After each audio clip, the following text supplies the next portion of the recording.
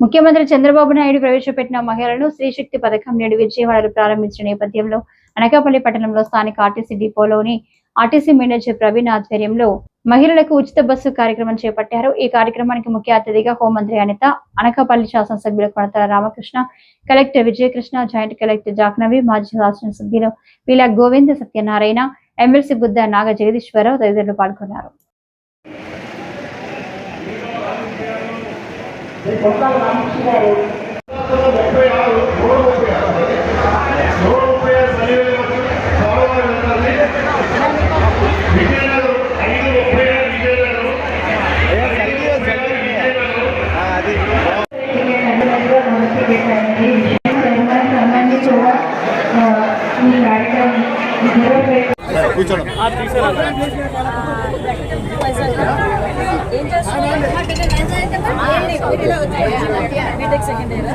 Hello అమ్మకు తీరట్టు ఉంది అన్నారా రైట్ అక్కడ అక్కడ దిగుతాం.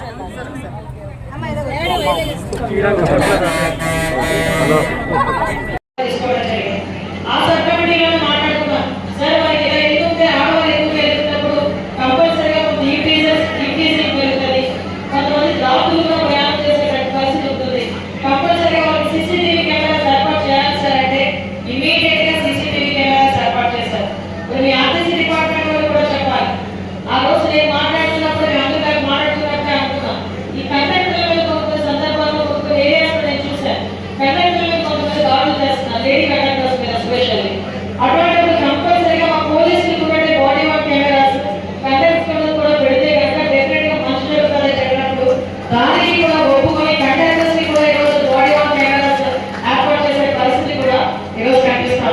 ఎందుకు ఇవన్నీ చెప్తున్నానంటే చాలా మంది వస్తారు, కావాల్సి లేదట, ఈ బస్సు లేదట, ఈ బస్సు లేదట అని అడుగుతారు.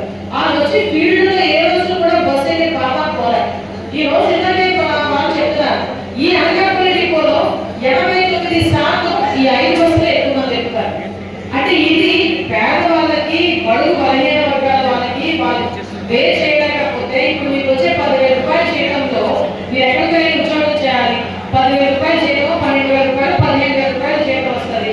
అందులోనే మీకు బస్సు ఛార్జీలకే ఇంచుమించుగా 15,000-2,000 రూపాయలు పోతే మీ ఇంటికి వెళ్ళి మీ పిల్లలకి పెట్టేది ఏముంది, మీ సంసారాన్ని తీసుకెళ్ళేది ఏముంది? ఒకసారి ఆలోచన చేయండి. అలా వేసుకుని అదేవిధంగా ఈ రోజు అయితే స్త్రీశక్తి వల్ల సంవత్సరానికి 2,000 కోట్ల రూపాయలు రాష్ట్ర ఆర్థిక భారం పడుతుంది.